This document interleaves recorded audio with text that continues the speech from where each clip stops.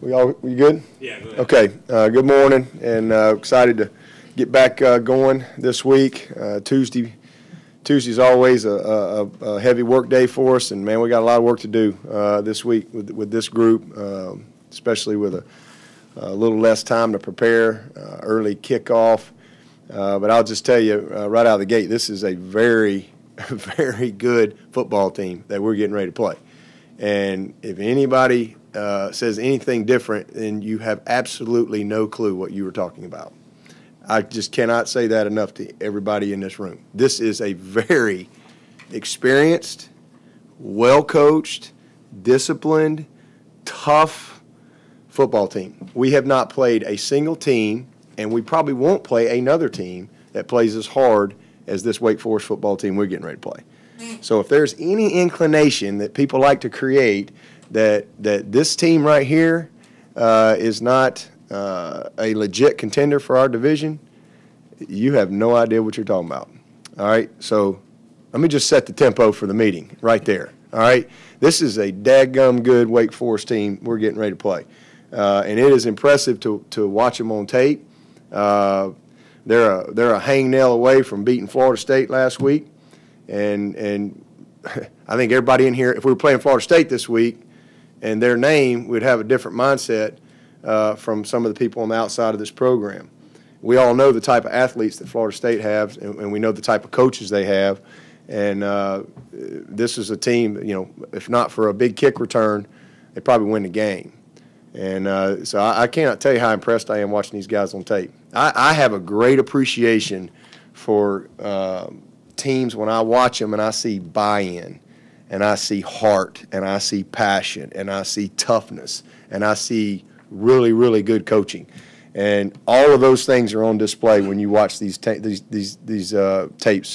with Wake Forest. I think this is year 4 for Coach Clausen, and, man, he's done a heck of a job. They got a football team that believes. They got a football team that's very precise in what they do. They know what they're doing. Incredibly well coached, but what I love more than anything is you can see the buy-in from the players.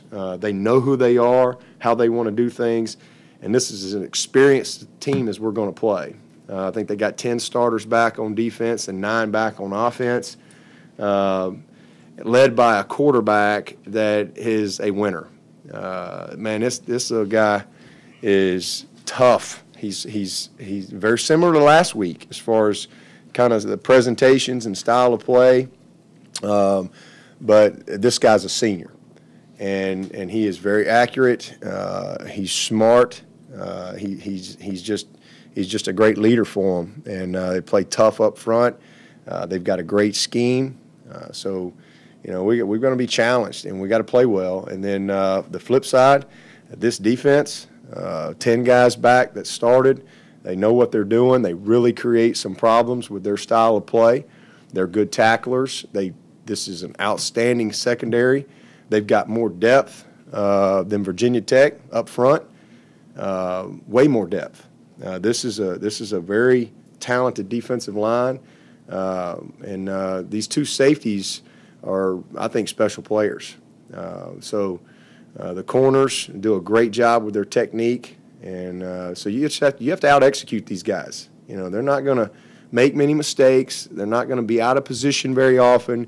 You have to out-execute these guys. If you don't match their precision and the intensity that they play with, this is a team that'll beat you, and that's just this biggest game of the year. Simple as that. They got an excellent returner. Little number 89 is a water bug running around out there. He's hard to get a hold of. Also leads them in receptions. So it's going to be a battle this weekend, and absolutely the biggest game of the year. And what I'm looking for in our team is maturity.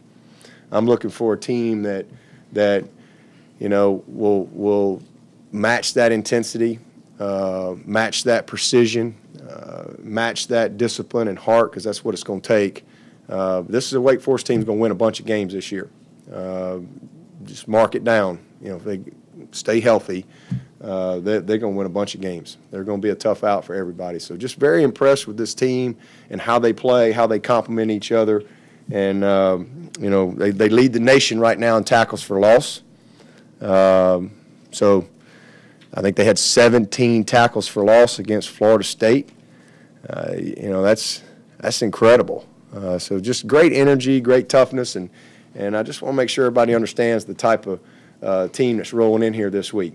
And, you know, we need to wake up and show up and be ready to go. And that's the football team, that's our fans, that's Tiger Walk, that's everything. That's our students. We need a national championship environment this weekend. And anything less than that, then we're not putting our best foot forward.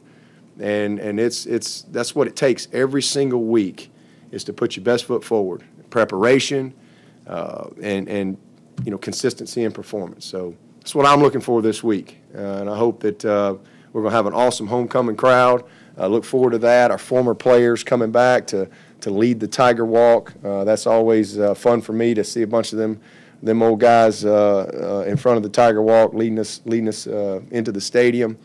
So looking forward to a great week. It's exciting on campus to see all the stuff going on and the energy from our students and the floats and the Central Spirit and everything that you know, goes into this week. And I appreciate all the effort that everybody puts in to making this a special week. But excited about this ball game. It's going to be a good one. Does their defense present some of the same problems that you saw with Auburn and Virginia Tech? Absolutely. They're really good up front.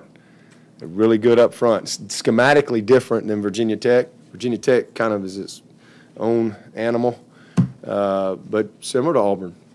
They have the type of depth that Auburn had up front. I mean, they got 2 and 3 deep of guys that can play and look the part. Very athletic. They're very disciplined at linebacker. They play where they're supposed to be, and then they're a secondary that's very, very experienced. That number 3 they got is a ball hawk.